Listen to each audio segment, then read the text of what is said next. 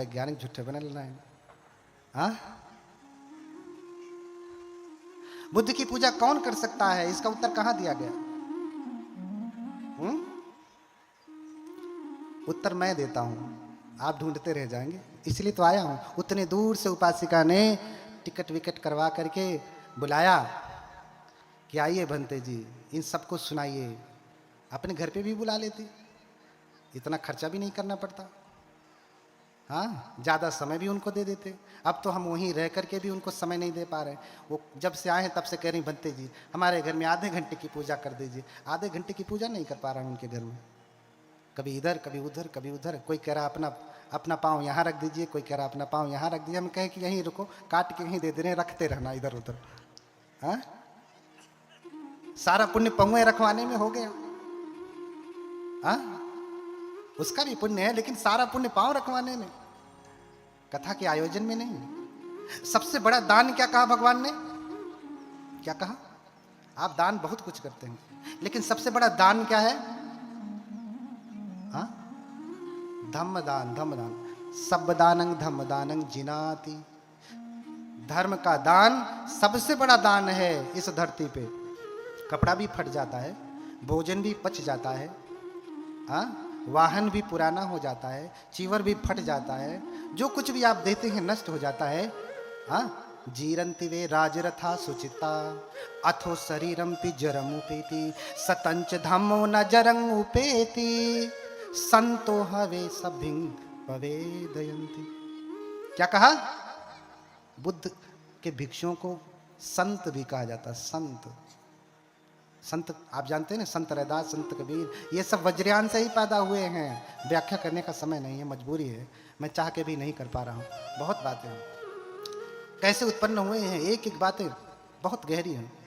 बस इतना समझें, संतो हवे सब भिंग पवेदयन्ति, ये धम्पत की गाथा है। कबीर के बीजक से नहीं लिया गया है, साखे शब्द रमैनी से नहीं लिया गया। ये कबीर से पहले का वचन है, संतो हवे सब भिंग पवेदयन्ति। हाँ, क्या? जीरन्ति वे राजरथा सुचिता। अरे राजा का सुचित्रित रथ भी, सुंदर रथ भी पुराना हो जाता है, नष्ट हो जाता है। अथो शरीरम पे जरम उपेति, शरीर भी पुराना होकर के नष्ट हो जाता है। सतंच धम्मो न जरम उपेति, लेकिन क्या पुराना नहीं होता? पुराना क्या नहीं होता? क्या नष्ट नहीं होता? तो बुद्ध ने कहा भिक्षुओं को संत कहा जाता है। इतना ही नहीं, जितने भी बुद्ध हुए हैं उनको भी क्या कहा जाता है? संत कहा जाता है, संत। सतंच धम्मो न जरम उपेति। संतों का धर्म कभी भी बूढ़ा नहीं होता, बूढ़ा पुराना नहीं होता, कभी नष्ट नहीं होता। संतो हवे सब भिंग पवे। जितने भी बुद्ध हैं ये कहते आ रहे हैं हमेशा से, जितने भी बुद्ध हैं होने वाले और जितने होंगे वो सब कहते आए हैं। हम भी वंदना में कहते हैं ना, ये च बुद्धा अतीता च ये च बुद्धा अनागता। पच्चू पढ़ना चाहिए बुद्धा, जो भूतकाल में थे, जो वर्तमान काल में जो है, भविष्य काल में होंगे, जो वर्तमान में है। अहं वंदामि सर्वदा, मैं हमेशा उनकी वंदना करता हूँ, वंदना है ना। तो तीनों कालों में बुद्ध हमेशा रहते हैं। क्यों? क्योंकि ये धरती कभी अरहतों से खाली नहीं होती। असुन्यो लोके अरहंते ही, यह धरती कभी भी अरहतों से खाली नहीं होती। पर स्त्री भवति परधनेन स्पृहा यस्य पुंसो मिथ्यावादी सहयस्यान्न पिबति मदिराम पाणिनो यो न हन्यात्। हाँ, पूजा कौन कर सकता है? हाँ, मातेवासीत पर स्त्री भवती, जो दूसरे की स्त्री को मां के समान समझता है, मां के समान, उसकी अपनी स्त्री ही स्त्री है, उसके लिए पत्नी है। दूसरी कोई सुंदर स्त्री दिख जाए तो वो उसे पत्नी के भाव से नहीं देखता है। किस भाव से देखता है? मां के भाव से देखता है। परधनेन स्पृहा यस्य, दूसरे के धन में जिसकी कोई स्पृहा नहीं, उसको चोरने की, लूटने की या प्राप्त करने की कोई कामना नहीं करता। परधनेन स्पृहा यस्य पुंसो मिथ्यावादी। और जो पुरुष है वो मिथ्यावादी नहीं है, सत्य बोलने वाला है। सत्य क्या करने वाला? क्या करने वाला? सत्य बोलने वाला। सहयस्यान्न पिबति मदिराम देखो तुम्हें बुद्ध की पूजा करनी है तो कितनी तैयारी करनी पड़ती है। कौन बुद्ध की पूजा कर सकता है? और जो ये लोग आजकल के वैज्ञानिक नहीं कर रहे हैं तो नहीं है करें, मैं तो कहता हूं, क्योंकि ये कर भी नहीं पाएंगे। हाँ, एक बार मैं वहां पे था सारनाथ में, पहले जहां पे मंदिर में रहता था, पहले वाले में एक उपासक जी आए, नाम नहीं लेना चाहता हूं, लेकिन मुझे लगता है कि आगे बैठा हुआ वर्ग उन्हें जानता है, बहुत प्रसिद्ध उपासक है, उनका बड़ा संघ है। उन्होंने कहा कि भंते जी, 5वां सील हटा नहीं दिया जाए? हाँ, सुरा मेरे, शराब पीना, ये तो शाकाहारी भी है, अंगूर से बनता है, महुआ से बनता है, इसे हटा ना दिया जाए? हाँ हाँ, बोलिए भगवान बुद्ध की। बुद्ध क्या कहते हैं? पियत शराब जमावत जुआ, जियत न जाने हूं मुआ। कोई शराब पीता है, जुआ खेलता, तो उसको जिंदा मत समझिएगा, मरा हुआ है। उसे तो सुगंध दुर्गंध का पता भी नहीं चलता, अच्छे बुरे का पता भी नहीं चलता। एक बार बस समझने के लिए कह रहा हूं, किसी को बुरा लग जाएगा तो समझ लेना कि वही पीता होगा। अब बुरा लगने वाला बात भी खत्म कर दिया हमने, अब उसे लगेगा भी तो नहीं बोल पाएगा, क्योंकि प्रकट हो जाएगा बड़ी सभा में। हाँ कहीं से भी छोड़ूंगा नहीं आपको। हाँ, एक बार बस समझने के लिए, एक व्यक्ति शराब इतना पिया कि शराबी को शराब के ठेके के मालिक ने भगा दिया, भागो यहां से, रात हो गई, बंद करना यहाँ से। रास्ते से चलते चलते, ऐसे ही गांव का रास्ता था, जानते हैं गांव में शौचालय उचालय तो होता नहीं। हाँ, किसी ने वहीं पे आग रख दिया था।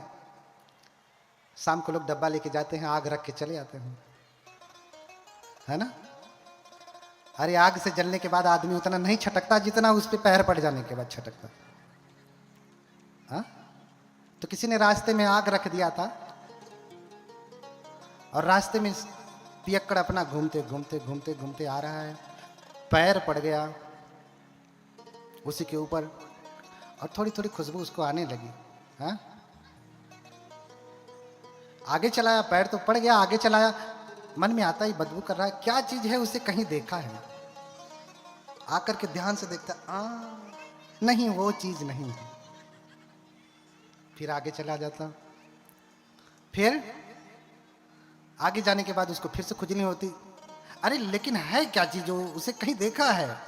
फिर से वापस आता, हाँ, ध्यान से देखता, ना आंख से दिखाई दे रहा ना ध्यान से दिखाई दे रहा है, क्योंकि शराबी व्यक्ति को ध्यान भी नहीं हो सकता।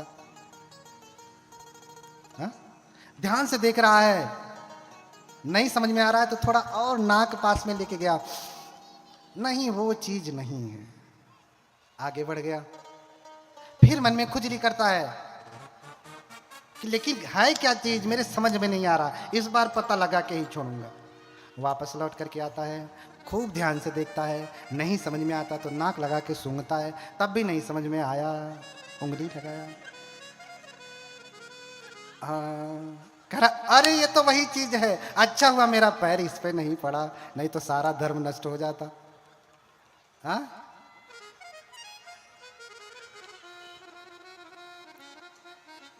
तो पियत शराब जमावत जुआ, जियत न जाने हूं मुआ।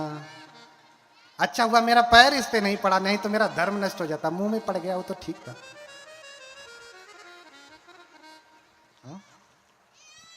सहयस्यान्न पिबती मदिराम, उत्तर दे रहा हूं, कौन पूजा कर सकता है? सहयस्यान्न पिबती मदिराम, कुछ तो भगवान ही है जिनको मदिरा चढ़ाई जाती है ना। दारू पिए वाला कौन भगवान हुई हो? है तो तुहार आदमियों तो पिए ना, उन्हों के भगवान माना, तो काहे आपत्ति? फिर आके कहेंगे भंते जी हमारे यही जन बहुत पिए ना, तनी इनके कुछ बताए दी हल जाए, हम का बताई, तू तो भगवान के खुदे चढ़ावती हो। हाँ, बोलिए भगवान बुद्ध की। सहयस्यान्न पिबती मदिराम, जो मदिरा नहीं पीता, पानी नो यो न हन्यात, जो प्राणियों की हत्या नहीं करता, मदिरा नहीं पीता और प्राणियों की हत्या नहीं करता। क्योंकि मदिरा पीने वाला सब बुरा कर्म करता है। वो झूठ भी बोलेगा, चुगली भी करेगा, कटु वचन बकवास सब कुछ करेगा, क्योंकि अब पी लिया है ना। तो कबीरदास भी कहते हैं कि कामी तरे क्रोधी तरे, हाँ, और पागल की गति होए। देखिए कबीरदास क्या कह रहे हैं, कामी तरे क्रोधी तरे और पागल की गति होए, लेकिन सलिल भक्त संसार में तरत न देखा कोई। कह रहे हैं कि कामी क्रोधी पागल ये सब तर जाते हैं अंततः, लेकिन सलिल भक्त अर्थात शराब पीने वाला किसी को तरा हुआ नहीं देखता मैं, कोई तरता नहीं, अर्थात मुक्ति नहीं प्राप्त करता। मैं नहीं कह रहा हूं, हाँ, मैं नहीं कह रहा हूं, जाकर के साखी और बीजक देख लेना। ये कौन कह रहे हैं? बाबा साहब के गुरु कौन? संत कबीर। कामी तरे क्रोधी तरे पागल की गति होए, असलिल भक्त संसार में तरत न देखा कोई। तो शराब पीने वाला कभी नहीं तरता, कभी उसको परम पद नहीं प्राप्त होता, हाँ, इसलिए शराब पीना छोड़ दे। रैदास मधुरा का पीजिए जो चढ़े चढ़े उतराए, हाँ, यही मंदिर है ना संत रैदास, उन्हीं की बात कह रहा हूं। रैदास मधुरा का पीजिए जो चढ़े पुनि उतराए। तो कौन सा रस पीना है? नाम महारस पीजिए जो चढ़े न पुनि उतराए। क्या शराब पी तो अभी पिया फिर उतर जाएगी, और उतरेगी तो वो ऐसे नहीं उतरेगी, पूरा झांग झूंग लेके उतरेगी, हाँ, पूरा सब कुछ लेकर के उतरेगी। अगर पीना है तो नाम यानी मंत्र जप। पहले सहज ज्ञान में मंत्र दीक्षा होती थी, नाम दिया जाता था कि अवलोकितेश्वर मंत्र का जाप करो, उनके नाम का जप करो, अमिताभ बुद्ध के नाम का जप करो, है ना। तो ये परंपरा सभी जो है संतों की भक्ति की परंपरा में प्रचलित हो गया, सभी अपने अपने इष्टों का नाम देते हैं। इसलिए मैंने पहले बताया अनुस्मृति माने ध्यान का आलंबन, मोटे शब्दों में कहा जाए तो मंत्र दीक्षा या नाम दीक्षा। अगर आपको पीना है तो क्या पिए? भगवान बुद्ध के महामंत्र को पिए, भगवान बुद्ध की अनुस्मृति करें। सहयस्यान्न पिबति मदिराम पाणिनो यो न हन्यात्। जो प्राणियों की हत्या नहीं करता है, जो प्राणियों की हत्या नहीं करता है। कल मैंने बताया बहुत प्रकार के फल, आज तो कोई उसमें से उन सारे प्रकार के फलों में से सब्जियों में से कोई खा के तो नहीं आया। पक्षी फल, लाल साग, चौराई वाला ना, कटते खूब बढ़िया लाल लाल जूस निकाल, लाल साग, जल तो रही, धरती डकेल, कोई खाया तो नहीं है ना। अब क्यों खैले हुई तो बताइए करी ना, ने ये सब बिना हत्या के नहीं आते, ये सब बिना हत्या के नहीं आते। इसलिए भगवान जानते थे कि इसी के नाम पे लोग यज्ञ आदि करके बलि देते हैं और फिर इसी का भक्षण करते हैं। इसलिए भगवान ने इन सब पे रोक लगाया कि जीवों की हत्या बंद हो, मांस खाना बंद। आज वो कोई बलि वली थोड़ी नहीं चढ़ा रहा है, आज तो आप अपनी खुशी से खा रहे हैं, तो बलिए समझिए, आप बलि दे रहे हैं आप उनकी, बस किसी मंदिर किसी देवता के सामने नहीं दे रहे हैं, ठीहा पे रख के कटवा रहे हैं, किसी को चढ़ा नहीं रहे, लेकिन बलि तो उसकी हो रही है। सैक्रिफाइस, बलि माने सैक्रिफाइस, उसके जीवन का बलिदान तो हो ही रहा है, उनके प्राणों का हरण तो कर ही रहे हैं आप। इसलिए पाणिनो यो न हन्यात्। और जो प्राणियों की हत्या नहीं करता है, तो जो इतना कर्म नहीं करता है, भगवान पाद पूजा विधातुम, वही भगवान बुद्ध की पूजा कर सकता है, चरणों की पूजा कर सकता है। कौन? जो दूसरे की स्त्री को अपनी मां समझता है, दूसरे के धन को चोरता नहीं है, जो झूठ नहीं बोलता, जो शराब नहीं पीता, और जो हत्या नहीं करता, अर्थात जो 5 शीलों का पालन करता है, वही भगवान पाद पूजा विधातुम, वही भगवान बुद्ध की के पैरों की पूजा कर सकता है, उनकी पूजा कर सकता है। इसलिए भगवान की पूजा करनी है तो आपको सभी विकारों से दूर होकर के तब पूजा करनी है। अब अगर आप नालंदा का इतिहास पढ़ेंगे फाहियान हुएन सांग का यात्रा विवरण पढ़ेंगे तो पूजा में इतना कहा कि मानसिक शुद्धि के साथ साथ कायिक शुद्धि भी परम अनिवार्य है। चीनी यात्री के यात्रा विवरण में आप देखिएगा, उन्होंने इतना ही कहा कि एक बार कोई टॉयलेट जाता है, मूत्र विसर्जन भी करके आता है ना, तो उसे शुद्धि करनी चाहिए, अर्थात स्नान करना चाहिए, तबे भगवान की पूजा करनी चाहिए। कायिक शुद्धि भी परम अनिवार्य बताया, जैसे मानसिक बताया। जो व्यक्ति कायिक नहीं कर सकता वो मानसिक क्या करेगा। अब इसमें मूर्ति कहाँ से आ जाती है बीच में? हाँ, पूजा करनी है कि नहीं करनी ये बात, कौन करेगा दूसरी बात, और फिर इसमें मूर्ति की क्या जरूरत। हाँ, छोटे में समझाऊंगा, समय बहुत हो गया है, बहुत सारी बातें अभी और कहनी है थोड़े समय में, है ना। मूर्ति की क्या जरूरत है। अच्छा, आप स्कूल जाते हैं तो विद्या कैसे सीखते हैं? हाँ, विद्या कहाँ सीखते हैं? आपके पास पटरी होती है, कलम दवात होती है ना, आज कॉपी पेन हो गया, पहले स्लेट चौक होता था। अगर आपके पास कॉपी कलम ना हो तो आप क ख ग अल्फाबेट सीख पाएंगे? फिर शब्द बनाना, वाक्य बनाना सीख पाएंगे? नहीं सीख पाएंगे। अगर आपके पास कलम दवात ना हो, कॉपी कलम ना हो, तो आप लिखना पढ़ना नहीं सीख पाएंगे, आगे नहीं कर पाएंगे। अब चाहे लिखने पढ़ने का विधान आज अलग हो गया, आज तो पैड पे लोग लिख के सीख रहे हैं, लेकिन वो भी एक पटरी का प्रकार है, कलम दवात का प्रकार है। अगर ये नहीं तो आप विद्या तक नहीं सीख सकते। ऐसे ही बुद्ध की मूर्ति नहीं तो आप बुद्ध के गुणों को जान नहीं सकते, बुद्ध की पूजा नहीं कर सकते। आप बुद्ध को कहाँ देखेंगे, किस रूप में देखेंगे? कम से कम आपको बुद्ध यहाँ मूर्ति के रूप में दिखाई देते हैं, बुद्ध की रूप में दिखाई देते हैं। इसलिए आप भी पूजा करें। कैसे पूजा करेंगे? आपको समझ में आया ना, पूजा से लाभ है कि नहीं? बहुत लाभ है। क्या क्या लाभ है? बहुत सारे लोगों ने पूजा किया। तच्चित्त रत्नम ग्रहणाय सम्यक पूजाम करोमि तथागतानां सद्धर्म रत्नस्य च निर्मलस्य बुद्धात्मजानां च गुणोदधीनां। इन 3 रत्नों की पूजा करना है। किसकी?